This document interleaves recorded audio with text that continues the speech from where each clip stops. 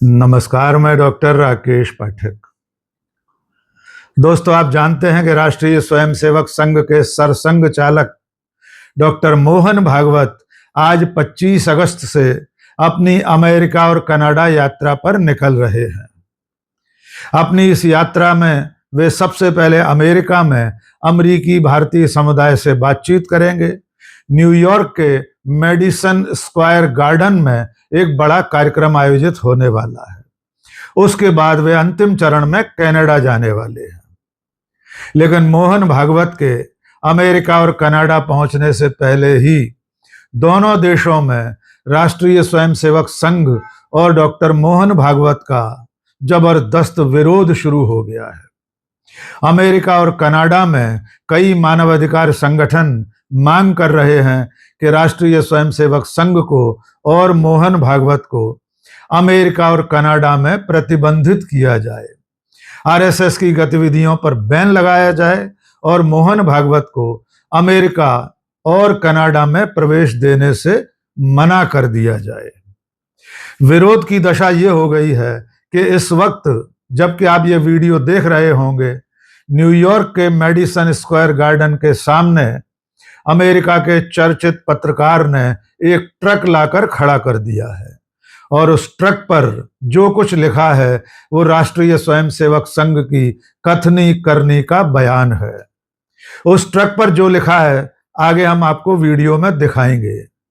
उस पर लगे हुए पोस्टर्स में महात्मा गांधी की हत्या से लेकर राष्ट्रीय स्वयंसेवक संघ की अल्पसंख्यकों के खिलाफ चल रही गतिविधियों पर सीधे सीधे निशाना साधा गया है और मांग की गई है कि मोहन भागवत को अमेरिका में दाखिल न होने दिया जाए। आइए सबसे पहले वो वीडियो देख लीजिए जिसमें अमेरिका के चर्चित पत्रकार पीटर फ्रेडरिक एक ट्रक ले जाकर खड़े हुए हैं और उस ट्रक पर उन्होंने पोस्टर लगा रखे हैं। पोस्टर्स पर लिखा हुआ है कि आरएसएस ने गांधी की हत्या की थी। आरएसएस की गतिविधियों की तुलना हिटलर के जुल्म तक से की गई है। जिस तरह हिटलर के काल में जर्मनी में यहूदियों पर अत्याचार हुए थे, ठीक उसी तरह आरएसएस भारत में अल्पसंख्यकों पर जुल्म ढा रहा है। पीटर फ्रेडरिक की जुबानी ही सुन लीजिए वे क्या कह रहे हैं। Practice repeatedly, starting from the very first in 1948, when the RSS assassinated Mohandas Gandhi himself as the first act of terrorism in independent India. And yet, you can see as the RSS's guru praised Hitler's Holocaust. Despite that, despite the fact that the guru of the RSS, a man who is garlanded and honored by the chief of the RSS, who will be here in 6 days at Madison Square Garden, despite that, MSG, James Dolan, Jim Dolan, is throwing open the doors and rolling out the red carpet to welcome the chief of the MS. इस video में Peter Frederick कह रहे हैं कि राष्ट्रीय स्वयंसेवक संघ महात्मा गांधी की हत्या में शामिल था। मणिपुर में चर्च जलाने जैसी गतिविधियों में भी संघ का हाथ रहा है। इसके अलावा ट्रक पर जो बिलबोर्ड लगे हैं, जो बैनर लगे हैं, उनमें आरएसएस की तुलना हिटलर से की गई है। इसके अलावा पीटर फ्रेडरिक कह रहे हैं कि संघ के संस्थापकों ने, संघ के सरसंघ चालकों ने हिटलर की तारीफ भी की थी। इसलिए राष्ट्रीय स्वयंसेवक संघ पर बैन लगाया जाए और मोहन भागवत को अमेरिका में प्रवेश न दिया जाए। आपको बता दें कि पीटर फ्रेडरिक जिस जगह पर खड़े होकर आरएसएस का विरोध कर रहे हैं, ठीक उसके सामने मेडिसन स्क्वायर गार्डन है। न्यूयॉर्क का यह चर्चित स्थान बड़े बड़े आयोजनों के लिए जाना जाता है और इसी मेडिसन स्क्वायर गार्डन में 29 अगस्त को मोहन भागवत का कार्यक्रम आयोजित होना है। अहेड फोरम नाम की संस्था ने जो आयोजन रखा है उसका नाम है यूनिवर्सल वननेस सेलिब्रेशन।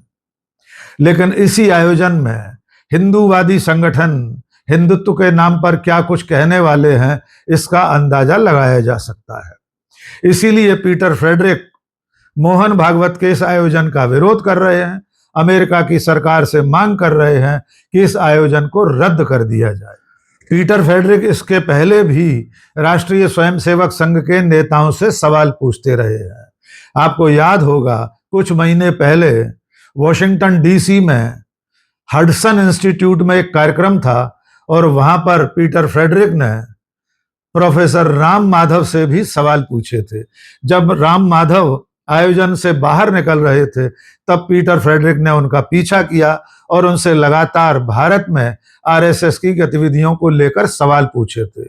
उन्होंने पूछा था कि आरएसएस भारत में अल्पसंख्यकों पर अत्याचार क्यों करता है। उन्होंने ईसाइयों, मुसलमानों, आदिवासियों पर आरएसएस और उसके आनुषंगिक संगठनों के मॉब लिंचिंग जैसे कामों पर सवाल किए थे, लेकिन डॉक्टर राम माधव बिना किसी सवाल का उत्तर दिए वहां से भाग खड़े हुए थे। पीटर फ्रेडरिक तब से लेकर अब तक लगातार अमेरिका में आरएसएस के खिलाफ अभियान चला रहे हैं। उन्होंने अमेरिकी सरकार के सामने याचिकाएं भी दर्ज की हैं। यद्यपि पीटर फ्रेडरिक अकेले नहीं हैं जो राष्ट्रीय स्वयंसेवक संघ और उसकी गतिविधियों के खिलाफ आवाज उठा रहे हैं। अमेरिका में अमेरिकी सरकार का एक आयोग है जिसका नाम है United states commission for international religious freedom, संयुक्त राज्य अंतरराष्ट्रीय धार्मिक स्वतंत्रता आयोग। इस आयोग ने 2026 के मार्च महीने में यानी इसी साल अमेरिकी कांग्रेस को एक रिपोर्ट पेश की है। उसमें भी आरएसएस की इसी तरह की गतिविधियों का जिक्र है। आयोग ने मांग की है कि चूंकि राष्ट्रीय स्वयंसेवक संघ भारत ही नहीं अमेरिका तक में सांप्रदायिक सद्भाव बिगाड़ने वाले काम करता है, अल्पसंख्यकों की धार्मिक आजादी पर अंकुश लगाने का काम करता है, इसलिए उस पर प्रतिबंध लगाया जाए। आयोग ने सिफारिश की है कि अमेरिका में राष्ट्रीय स्वयंसेवक संघ और उससे जुड़े संगठनों की जो संपत्तियां हैं उन्हें जब्त कर लिया जाए, आरएसएस को बैन किया जाए और उसके पदाधिकारियों के अमेरिका में प्रवेश करने पर प्रतिबंध लगा दिया जाए। यद्यपि ये आयोग पिछले साल भी ऐसी ही रिपोर्ट अमेरिका की कांग्रेस को सौंप चुकी है। अब चलते हैं कनाडा। आपको बता दें कि डॉक्टर मोहन भागवत अमेरिका के बाद अपनी इसी यात्रा में कनाडा पहुंचने वाले हैं। उनकी ये यात्रा राष्ट्रीय स्वयंसेवक संघ के शताब्दी वर्ष के संदर्भ में आयोजित हो रही है। यानी संघ अपने आउटरीच प्रोग्राम में लोगों तक पहुंचने के अभियान में दुनिया भर में आयोजन कर रहा है ताकि दुनिया के लोगों को बता सके कि संघ ने पिछले 100 सालों में क्या कुछ किया है और भविष्य में उसकी क्या योजनाएं हैं। आपको ये भी बता दें कि अमेरिका में संघ का एक दूसरा मुखौटा है, उसका नाम है हिंदू स्वयंसेवक संघ, HSS। यानी राष्ट्रीय स्वयंसेवक संघ के एक बदले हुए नाम से संघ अमेरिका और कनाडा जैसे देशों में HSS नाम से काम करता है और उसी संगठन के अंतर्गत ये अहेड फोरम जैसे संगठन काम करते हैं। हम कनाडा की बात कर रहे थे। मोहन भागवत इस महीने के आखिर में कनाडा पहुंचने वाले हैं और वहां टोरंटो में भी उनका इसी तरह का आयोजन है। 31 अगस्त और 1 सितंबर को होने वाले इस आयोजन का कनाडा में भी विरोध शुरू हो गया है। वहां की 2 महिला सांसदों ने अमेरिकी सरकार को बाकायदा लिखित में ज्ञापन सौंपा है कि राष्ट्रीय स्वयंसेवक संघ के मुखिया को कनाडा आने से प्रतिबंधित किया जाए और राष्ट्रीय स्वयंसेवक संघ की गतिविधियों पर बैन लगाया जाए। इन महिला सांसदों ने भी वही बातें कही हैं जो अमेरिका के अंतर्राष्ट्रीय धार्मिक स्वतंत्रता आयोग ने अपनी रिपोर्ट में दर्ज की है। महिला सांसदों ने कहा है कि संघ न केवल भारत में बल्कि कनाडा में भी दूसरे धर्म के मानने वालों पर भेदभाव करता है। मुसलमानों, सिखों, ईसाइयों और दूसरे समुदाय के मानने वालों पर संघ हमेशा से अत्याचार करता रहा है, इसलिए कनाडा में संघ को प्रतिबंधित किया जाए। लेकिन फिलहाल ऐसी कोई सूचना नहीं है कि डॉक्टर मोहन भागवत या आरएसएस को अमेरिका या कनाडा में बैन किया जा रहा है। इसके बावजूद लगातार दुनिया भर में संघ की गतिविधियों को लेकर सवाल उठ रहे हैं। अमेरिका और कनाडा जैसे देशों में जहां वर्षों से राष्ट्रीय स्वयंसेवक संघ हिंदू स्वयंसेवक संघ जैसे मुखौटे से काम कर रहा है, वहीं पर विरोध शुरू हो गया है। न केवल अमेरिकी नागरिक बल्कि अमेरिका और कनाडा में बसे हुए दूसरे भारतीय नागरिक जो संघ की विचारधारा से सहमत नहीं है, उसका विरोध कर रहे हैं। अभी इसी साल अमेरिका में हिंदू स्वयंसेवक संघ ने एक लाइब्रेरी में किताबें बांटने का, किताबें डोनेट करने का एक कार्यक्रम आयोजित करना था, लेकिन वहां के भारतीय समुदाय के लोगों ने और स्थानीय अमेरिकी भारतीय लोगों ने इसका विरोध किया था।